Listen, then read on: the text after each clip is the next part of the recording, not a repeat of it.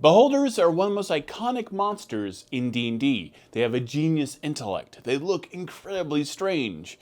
And also, no one in the D&D multiverse wants to take credit for this seemingly terrible mistake. Beholders are incredibly powerful, right? All those different eye beams, the central eye, they're incredibly powerful, and they're incredibly bizarre looking. And you can imagine back in the 70s, this idea of this sphere with this one big eye and these tentacles with other eyes. It's interesting. You look back at the first edition monster manual, and you wonder, like, why did this monster become so iconic, and this other one no one talks about anymore?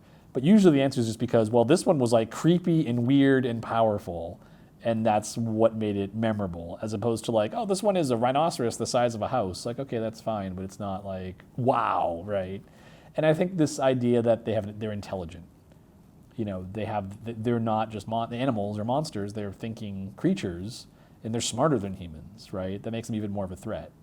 But luckily for humanity, we often think of genius as coming with a lot of eccentricity, and beholders have that in spades. In some ways, beholders are, they're not biological creatures. They're creatures that dream themselves into existence.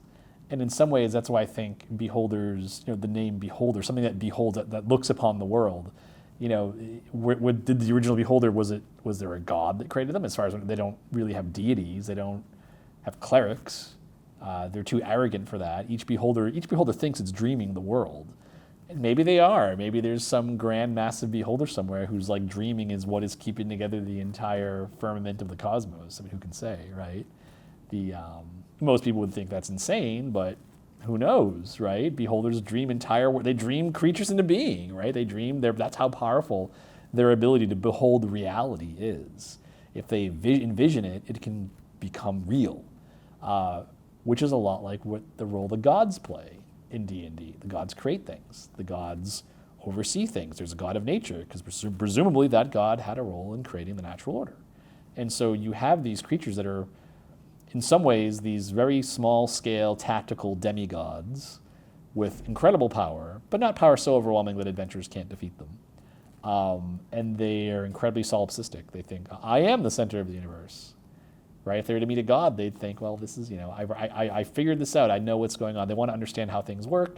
They want to understand the connections, and then they have this sort of unfettered ability to shape reality, which I find really fascinating. They want to decode how reality works. They want to understand everything and then be ready for it, because often they're afraid of it. They're paranoid. They know there's dangers out there, or at least there's a potential for a danger out there, because they figured out there's this chance that this thing could happen. And so in some ways, when you think of them cosmically, there's a lot of interesting potential things there. Thinking of them as aberrations, and I think in some ways they are. They are not, really weren't meant to be part of this reality as far as the order of Dungeons and Dragons goes, like the cosmic order of it, of the outer planes and the inner planes and the material plane. The beholders are separate. They are not part of that process. They're almost like a bug in the system, creating new things out of whole cloth and trying to absolutely decode what actually makes reality function. So I find that really interesting as a creature and as an enemy, and then the eccentricity that plays out in a specific character like Xanathar and his approach to like running this crime organization, things like that. That beholders are all incredibly individualistic. But yeah, that's kind of how I think of it. Beholders is like they're tactical level demigods. That's terrifying. That doesn't make them less scary. No, it shouldn't. The origin of the beholder is like, it's one of those things where maybe it's a case where no one wants to take credit for it, because there's no credit, there's only blame.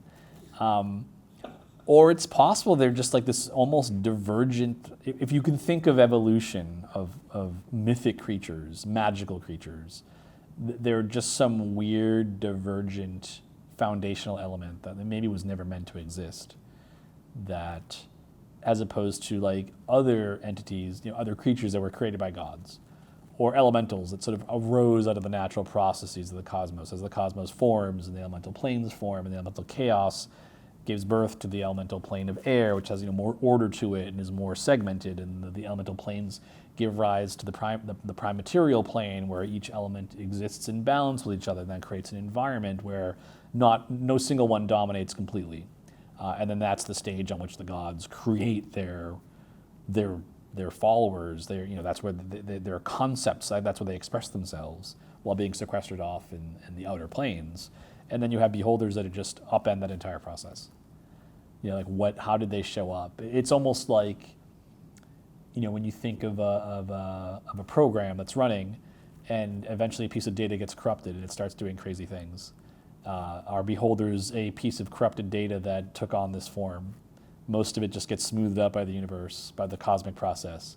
But this time, the bug started a life of its own, almost like a computer virus, and now it doesn't really spread so much, but is still just not like the mind flayers are much more malevolent, right? They want to rule. They feel they should rule. They're the smartest. That's how they measure everything. We're smarter than that, so we should tell it what to do. And always remember, the mind flayers, it's not the mind flayers, it's the elder brains. The mind flayers are puppets. And so when you compare a beholder to an elder brain, it's very similar. It's a very intellectual creature, and it exists outside the natural order. Well, what created them then? If gods didn't create them, where are they from? And that's where you get the root of the idea of the aberration. These are creatures that just don't exist within the natural order. There's no home plane. There's no process that creates them. They're not like, an elemental is a reflection of the structure of the cosmos. A demon is a reflection of the structure of the cosmos. It's chaos and evil personified. So is a devil, law and evil personified. What are mind flayers, beholders? They have alignments that reflect their views, but they're not part of that order. Thank you, Mike Merles, for being on the show. I'm Todd Kenrick. Thank you for watching D&D Beyond. D&D Beyond is the official 5th edition tool set for D&D.